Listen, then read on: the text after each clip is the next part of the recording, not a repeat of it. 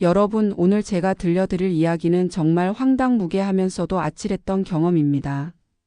아직도 생각만 하면 식은땀이 날 정도예요.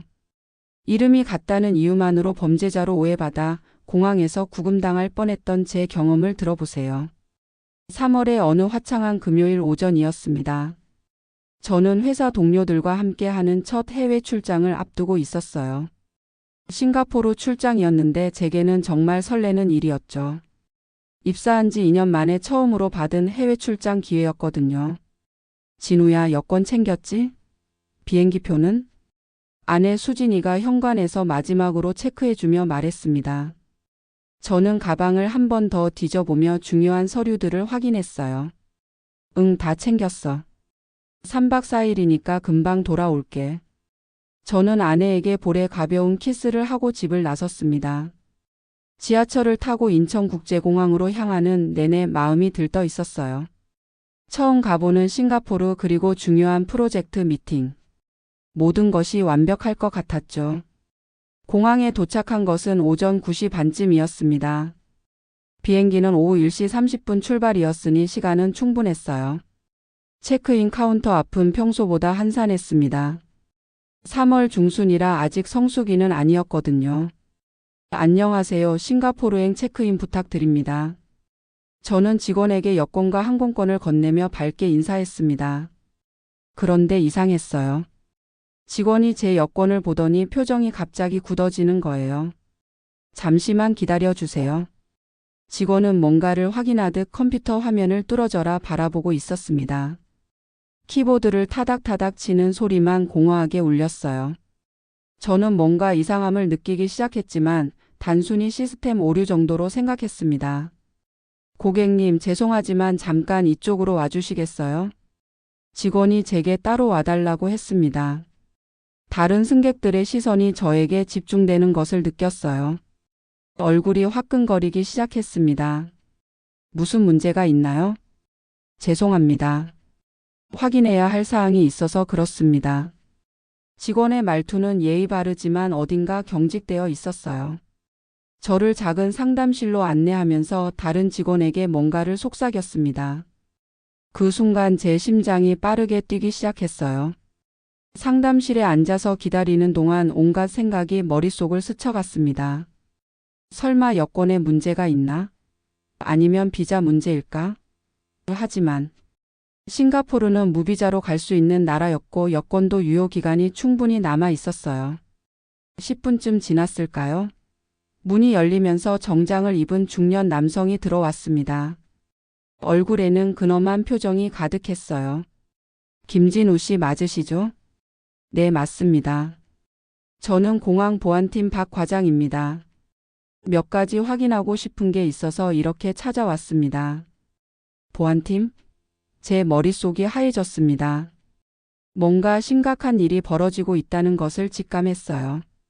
혹시 지난 2년간 해외 출입국 기록이 있으신가요? 아니요, 이번이 첫 해외 출장입니다. 박 과장은 제 답변을 메모하더니 다시 질문했습니다.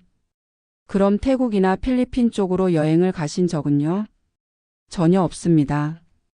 저는 정말 이번이 처음이에요. 제 목소리에는 당황스러움이 가득했습니다. 왜 이런 질문들을 하는지 전혀 이해할 수 없었거든요. 김진우 씨, 솔직히 말씀해 주세요.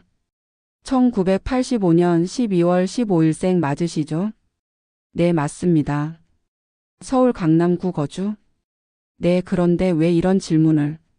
박 과장은 제 말을 끊으며 서류를 테이블 위에 펼쳤습니다. 그리고 충격적인 말을 했어요. 김진우 씨와 동일한 이름, 동일한 생년월일로 국제적 수배령이 내려져 있습니다. 마약 밀매와 관련된 중대 범죄 혐의입니다. 그 순간 제 세상이 무너지는 것 같았습니다. 마약 밀매? 수배령? 이런 말도 안 되는 일이 실제로 일어날 수 있다는 게 믿어지지 않았어요. 잠깐요. 말도 안 됩니다. 저는 그런 짓 한 적 없어요. 제 목소리는 절규에 가까웠습니다. 하지만 박 과장의 표정은 여전히 딱딱했어요. 물론 확인해야겠지만 일단은 조사가 필요합니다. 출국을 보류해 주셔야겠습니다. 상황이 심각해지고 있다는 것을 깨달은 저는 급하게 회사에 전화를 걸었습니다. 동료들은 이미 공항에 도착해서 저를 기다리고 있었거든요. 여보세요, 차장님? 저 김진호입니다. 진우야, 어디야? 체크인 다 했어? 차장님의 목소리는 여유로웠지만 저는 그럴 수가 없었어요. 죄송합니다. 공항에서 문제가 생겨서. 제가 동명이인 때문에 수배자로 오인받고 있어요. 뭐? 무슨 소리야, 그게? 정말 죄송합니다. 상황이 복잡해져서 오늘 출국이 어려울 것 같습니다.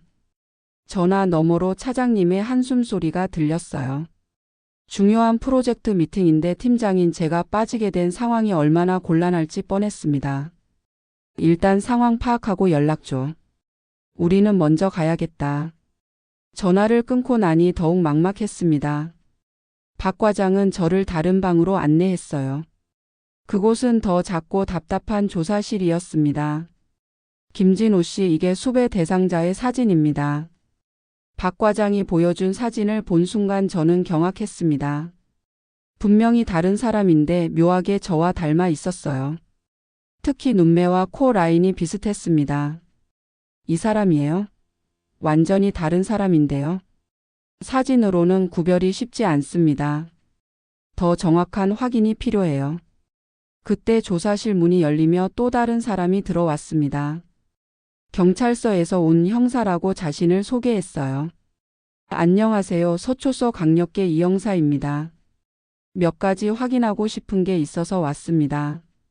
이제 정말 상황이 심각해졌다는 것을 깨달았습니다. 공항 보안팀을 넘어서 경찰까지 나선 것이죠. 김진호 씨, 지난 6개월간의 행적을 말씀해 주시겠어요? 저는 평범한 회사원입니다. 매일 출근하고 퇴근하고 특별한 일은 없었어요. 회사 이름이 어떻게 되시죠? 대한정보시스템입니다. 강남에 있는 IT 회사예요. 이 형사는 제 말을 하나하나 확인하며 메모했습니다. 마치 범죄자를 신문하는 것 같은 분위기였어요. 혹시 지인 중에 동남아시아 관련 사업을 하는 사람이 있나요? 아니요, 전혀 없습니다.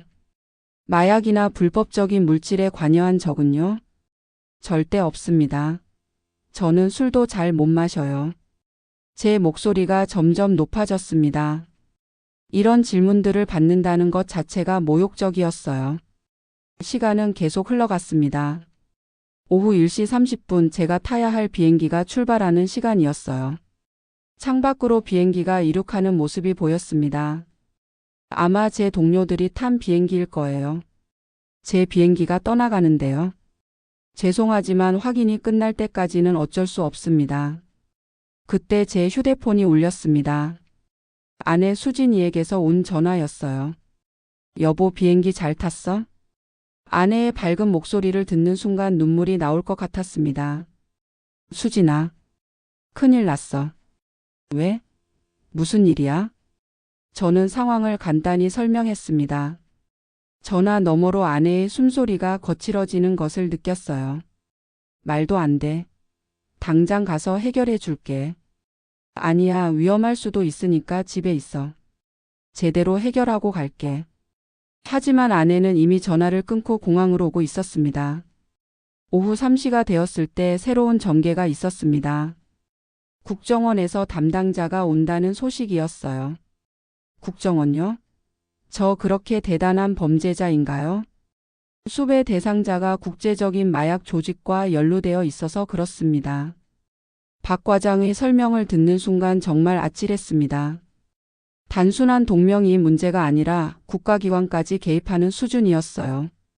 오후 4시쯤 아내 수진이가 공항에 도착했습니다. 조사실 밖에서 기다리고 있는 아내를 보는 순간 가슴이 뭉클했어요. 여보. 수진이는 눈이 빨갛게 부어 있었습니다. 분명 울면서 온 것 같았어요. 괜찮아? 정말 어떻게 된 거야? 나도 모르겠어. 갑자기 이런 일이. 수진이는 즉시 행동에 나섰습니다. 먼저 회사에 전화를 걸어 제 신원을 확인해 달라고 했어요. 안녕하세요. 김진호 부장님 부인입니다. 지금 공항에서 신원 확인 문제가 생겨서 내 재직 증명서와 인사기록을 팩스로 보내주실 수 있나요? 아내의 빠른 대처에 조금 안심이 되었습니다. 하지만 상황은 여전히 심각했어요. 오후 5시 국정원에서 온 요원이 조사실에 들어왔습니다. 30대 중반으로 보이는 날카로운 인상의 남성이었어요. 김진우 씨, 저는 국정원 박요원입니다. 몇 가지 확인하고 싶은 것들이 있습니다. 박요원은 처음부터 다른 접근을 했습니다. 단순히 의심하는 것이 아니라 정확한 사실 확인에 집중했어요. 일단 지문부터 확인하겠습니다. 지문 채취 과정은 생각보다 오래 걸렸습니다. 디지털 스캐너로 모든 손가락을 찍고 추가로 손바닥 전체도 스캔했어요. 결과가 나오려면 1시간 정도 걸립니다. 그 1시간이 제 인생에서 가장 길었던 시간 중 하나였어요. 수진이는 계속 제 옆에 있어 주었지만 불안감은 가시지 않았습니다. 여보, 진짜 괜찮을 거야. 우리 진우가 그런 사람이 아닌 걸 내가 누구보다 잘 아는데. 아내의 위로가 고마웠지만 만약 지문마저 일치한다면 어떻게 될지 생각하니 끔찍했습니다. 6시 30분쯤 반가운 소식이 들려왔습니다. 김진우 씨, 지문이 완전히 다릅니다. 확실히 다른 사람이네요. 박요원의 말에 저와 아내는 서로를 부여안고 울었습니다. 마침내 무죄가 증명된 순간이었어요. 그런데 이상한 점이 있습니다. 박요원이 추가로 설명했습니다. 수배 대상자의 이름, 생년월일, 심지어 주소까지 똑같습니다. 이건 우연의 일치로 보기 어려워요. 그럼 누군가 제 신원을 도용한 건가요? 그 가능성이 높습니다. 더 자세한 조사가 필요하겠지만 일단 김진우 씨는 완전히 결백합니다. 하지만 새로운 문제가 생겼습니다. 제 여권으로는 당분간 해외 출입국이 어려울 수 있다는 것이었어요. 신원 도용 사건이 해결될 때까지는 출입국에 제한이 있을 수 있습니다. 이 말을 들은 순간 다시 절망적이었습니다. 결백하다고 해서 모든 것이 해결되는 게 아니었어요. 그날 밤 집에 돌아와서도 잠을 이룰 수 없었습니다. 하루 종일 겪은 일들이 악몽처럼 느껴졌어요. 수진이는 계속 제 옆에서 달래주었지만 앞으로 어떻게 될지 막막했습니다. 다음 날 아침 박요원에게서 전화가 왔습니다. 김진우 씨, 중요한 발견이 있어서 연락드립니다. 오늘 오후에 만날 수 있을까요? 공항에서 박요원을 만났을 때 그의 표정은 어제와 달랐어요. 뭔가 확신에 찬 모습이었습니다. 진범을 찾았습니다. 정말요? 네, 김진우라는 이름을 가진 또 다른 인물입니다. 하지만 상황이 복잡해요. 박요원이 들려준 이야기는 정말 충격적이었습니다. 진짜 범인은 김진우라는 가명을 사용하고 있었어요. 본명은 박성호입니다. 그런데 이 사람이 당신의 개인 정보를 정교하게 도용했습니다. 어떻게요? 인터넷 해킹을 통해서요. 주민등록번호, 주소, 심지어 가족관계까지 모든 정보를 빼냈습니다. 소름이 돋았습니다. 누군가 제 인생을 그대로 복사해서 범죄에 이용했다니요. 그럼 제가 위험한 상황에 있었던 건가요? 그렇습니다. 만약 이 사람이 더 큰 범죄를 저질렀다면 김진우 씨가 대신 잡혔을 수도 있어요. 박요원은 계속해서 놀라운 사실들을 알려주었습니다. 이 박성호라는 사람은 전문적인 신원 도용 범죄자입니다. 지금까지 최소 12명의 신원을 도용해서 각종 범죄에 이용했어요. 그럼 다른 피해자들도 있다는 뜻인가요? 네, 김진우 씨와 비슷한 상황에 처한 사람들이 여러 명 있습니다. 이 말을 듣는 순간 제가 얼마나 운이 좋았는지 깨달았습니다. 만약 지문 확인이 불가능한 상황이었다면 정말 억울한 누명을 쓸 뻔했어요. 박성호는 어떻게 잡혔나요? 태국에서 실제 마약 거래를 하다가 현지 경찰에 체포되었습니다. 그때 진짜 신원이 밝혀진 거죠. 하지만 여전히 해결해야 할 문제들이 있었습니다. 제 출입국 기록은 언제 정상화되나요? 최소 2주는 걸릴 것 같습니다. 국제 수배망에서 완전히 삭제되려면 시간이 필요해요. 결국 회사 출장은 다른 동료가 대신 가게 되었고 저는 당분간 해외여행을 할 수 없게 되었습니다. 사건이 해결된 후 한 달이 지났을 때 예상치 못한 일이 또 벌어졌습니다. 회사에서 갑자기 저를 불러 세운 거예요. 진우야, 인사팀에서 확인하고 싶은 게 있다는데. 부장님의 표정이 심상치 않았습니다. 인사팀에 가보니 팀장이 심각한 얼굴로 기다리고 있었어요. 김진우 씨, 혹시 최근에 경찰서나 국정원에서 조사를 받으신 적이 있나요? 네, 있습니다. 하지만 완전히 해결되었고. 문제는 그게 아닙니다.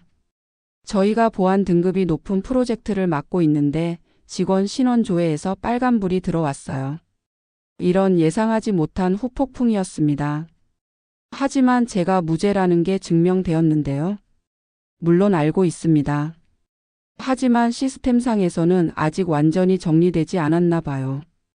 결국 저는 중요한 프로젝트에서 제외되었습니다. 승진 기회도 놓치게 되었고요. 억울했지만 어쩔 수 없는 일이었어요. 하지만 이 일을 계기로 새로운 깨달음을 얻었습니다. 개인정보 보호의 중요성과 디지털 시대의 위험성을 실감하게 된 거죠. 여보, 이참에 우리 개인정보 보안을 완전히 점검해보자. 수진이와 함께 모든 온라인 계정의 비밀번호를 바꾸고 보안 프로그램을 설치했습니다.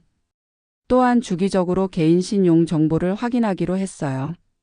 3개월 후 드디어 출입국 기록이 완전히 정상화되었습니다. 박요원이 직접 연락을 주었어요. 김진우 씨, 이제 아무 문제 없이 해외여행 하실 수 있습니다. 정말 감사합니다. 그런데 박성호는 어떻게 되었나요? 태국에서 15년형을 받았습니다. 그리고 한국으로 송환되면 추가 처벌을 받을 예정이에요. 마침내 모든 것이 해결된 순간이었습니다. 6개월 후 저는 아내와 함께 첫 해외여행을 다녀왔습니다.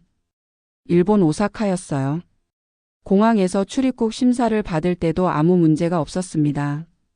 여보, 이제 정말 끝난 건 같아. 응, 이제 새 출발이야.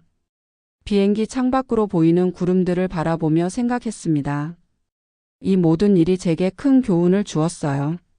세상에는 예상치 못한 일들이 정말 많이 벌어진다는 것, 그리고 그럴 때 가족과 믿을 만한 사람들의 지지가 얼마나 중요한지 깨달았습니다. 지금은 1년이 지났습니다. 회사에서도 제 결백이 완전히 증명되어 원래 위치로 돌아왔어요. 오히려 이 일을 계기로 개인정보 보안 분야의 전문가가 되어 새로운 커리어를 시작했습니다. 김진우 씨, 개인정보 도용 방지 세미나 강의 요청이 또 들어왔습니다. 요즘은 이런 일들이 자주 있어요. 제 경험을 바탕으로 다른 사람들이 같은 피해를 당하지 않도록 도와주는 일을 하고 있습니다. 어떤 사람들은 제게 정말 운이 좋았다고 말합니다. 하지만 저는 생각이 달라요. 힘든 경험이었지만 그 덕분에 지금의 제가 있다고 생각해요. 가끔 공항을 지날 때면 그날의 일들이 떠오릅니다. 그 절망적이었던 순간들, 그리고 마침내 진실이 밝혀졌을 때의 기쁨. 모든 게 어제 일 같아요. 여보, 또 무슨 생각해? 수진이가 제 손을 잡으며 물어봅니다. 그냥 우리가 이 모든 일을 잘 이겨냈다는 생각. 맞아, 우리 정말 잘했어. 지금 이 순간 저는 행복합니다. 평범한 일상이 얼마나 소중한지, 가족이 얼마나 중요한지, 그리고 진실이 얼마나 강한 힘을 가지고 있는지 알게 되었거든요. 여러분도 혹시 예상치 못한 일을 겪게 된다면 절망하지 마세요. 진실은 반드시 밝혀지고 모든 오해는 풀릴 수 있으니까요. 그리고 그런 경험들이 여러분을 더 강하게 만들어줄 거예요. 이것이 제가 공항에서 범죄자로 오해받았던 황당하고도 아찔했던 경험담입니다. 길고 복잡한 이야기였지만요.